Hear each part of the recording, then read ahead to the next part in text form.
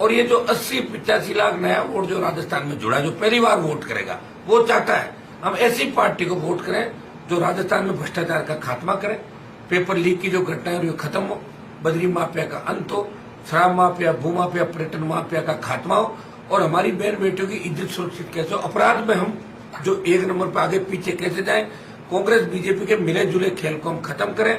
पिछले दिनों मुख्यमंत्री अशोक गहलोत ने बयान दिया था कि वसुंधरा ने मेरी सरकार बचाई। 2009 से जो मैं आरोप लगा रहा था वो खुद ही स्वीकार कर लिया सीएम ने कि वसुंधरा ने सरकार बचाई। ये मिलाजुली का खेल जो चल रहा है और दिल्ली के खिलाफ जिस तरह नौजवानों के अंदर गुस्सा, अग्निपथ को लेके, किसान बिलों को लेके किसान नाराज है, बढ़ती महंगाई, राजस्थान की ईआरसीपी विशेष राज्य का दर्जा जो पेंडिंग है, आप देख रहे हो ये आरएलपी की ललकार का ही परिणाम है कि मोदी हर तीसरे दिन यहाँ आ रहे हैं, प्रधानमंत्री को हर 3 दिन बाद राजस्थान आना पड़ रहा है। और आपने यात्रा की भीड़ देखी होगी बीजेपी कांग्रेस के अंदर, पकड़ पकड़ के लोगों को ला रहे हैं और यहाँ 8 घंटे बाद भी लोग आशीर्वाद देने के लिए खुद अपने साधनों से आ रहे हैं। तो सत्ता संकल्प जो हमने लिया है व्यवस्था परिवर्तन के लिए, क्योंकि सत्ता के बिना व्यवस्था नहीं बदलेगी और व्यवस्था बदलने के लिए सत्ता चाहिए, लेकिन सत्ता का संकल्प लिया, जो जन समर्थन मिल रहा है। मैं आपको दावे के साथ कहता हूँ कि मारवाड़ की नागौर से जो 43 सीट है उनमें 43 की 43 सीटों पर राष्ट्रीय लोकतांत्रिक पार्टी नंबर 1 और 2 की लड़ाई के अंदर रहेगी और 30 से ज्यादा सीटें आरएलपी मारवाड़ के अंदर जीतेगी। ये मैं दावे के साथ कह रहा हूँ कि पिछली बार भी हमने 18 का जो चुनाव लड़ा उसमें आपने देखा होगा कि आरएलपी जहां जहां लड़ी किस तरह वोट राष्ट्रीय लोकतांत्रिक पार्टी को मिला था। हमारा वोट बढ़ा राजस्थान, उपचुनाव, पंचायत चुनाव, पालिका चुनाव जो संघर्ष किया, बीजेपी विपक्षी भूमिका उन्होंने थी राजस्थान में, आरएलपी थी। दिल्ली में भी आरएलपी का एक सांसद इस प्रदेश के मान और सम्मान रहेगी, नौजवान देख के वोट करेगा, जो हमारी सबसे बड़ी ताकत था। और मुक्त राजस्थान की बात नहीं करी, आप बताइए, आप सब जानते हैं। किसी ने बेरोजगारी भत्ते की 18 में बात नहीं करी, हमने करी। बेरोजगारी भत्ता तो हमने घोषणा पत्र के अंदर रखा। किसी ने नहीं कहा कि माफिया पर हम लगाम लगाएंगे, किसी ने नहीं कहा कि भ्रष्टाचार की जांच कराएंगे, आयोग बनाए गहलोत ने, लेकिन फिर वसुंधरा की मदद कर दी। लोग भ्रष्टाचार के खिलाफ, पेपर लीक की घटनाओं के खिलाफ, बढ़ते अपराध के खिलाफ चिंतित है। कौन आएगा जो इस राजस्थान को ठीक करेगा? लगता है लोगों को कि अरमान बेनीवाल की जो पार्टी है अगर सत्ता में आती है तो किसान का कर्जा भी माफ होगा, मजबूत सशक्त लोकायुक्त बनेगा राजस्थान के अंदर, ताकि मुख्यमंत्री एमपी मंत्री में एफआईआर दर्ज करने किसी की आवश्यकता नहीं हो कि सीएम की परमिशन लो। तो मुख्यमंत्री की परमिशन से तो कैसे मुख्यमंत्री अपने खिलाफ एफआईआर दर्ज करेगा?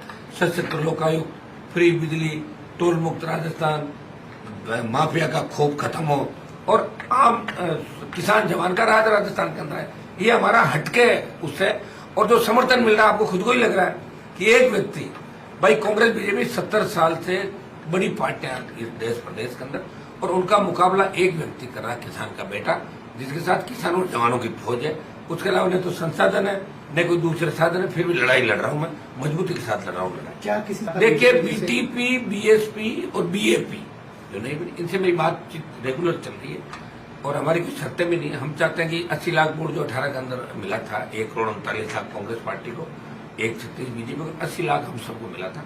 उसमें मैंने 57 उम्मीदवार लड़ाए थे चुनाव। और हम चाहते हैं कि हमारा वोट बटे नहीं, हम एक साथ कांग्रेस भाजपा के खिलाफ मोर्चा खोले, प्रयास कर रहे हैं। गठबंधन हो जाता तो ठीक है और नहीं होगा तो 200 सीटों में राष्ट्रीय लोकतांत्रिक पार्टी मजबूती के साथ चुनाव लड़ेगी। इस बार थर्ड फ्रंट तो हमें है ही राजस्थान में, अभी थर्ड फ्रंट हम ही है। 3 एमएलए हमारे पास है तो तीसरी बड़ी पार्टी हमारी विधानसभा के अंदर। आप देखिए स्कोर के हिसाब से बसपा के 6 तो टूट के चले गए, आरएलपी थर्ड फोर्थ के हिसाब से।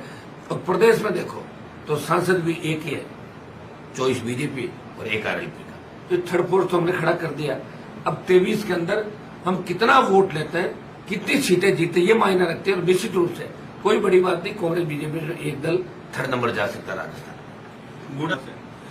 बद्री जी और भूमाराम जी यहाँ आए हुए थे किसी से मिलने के लिए, उनसे 10 मिनट चाय पी ली हमने।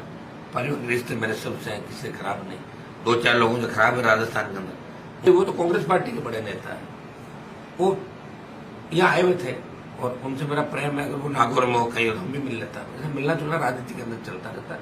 हम शादी ब्याह मिलना जुलना ये तो हम सब लोग आपस में करते हैं, लेकिन पॉलिटिकल कोई चर्चा नहीं। भूमाराम जी मेरे पार्टी के वरिष्ठ नेता है ओडिशा के अंदर, वो दोनों किसी काम के लिए साथ आए थे, दोनों की मुलाकात एक साथ योग सहयोग बढ़ गया।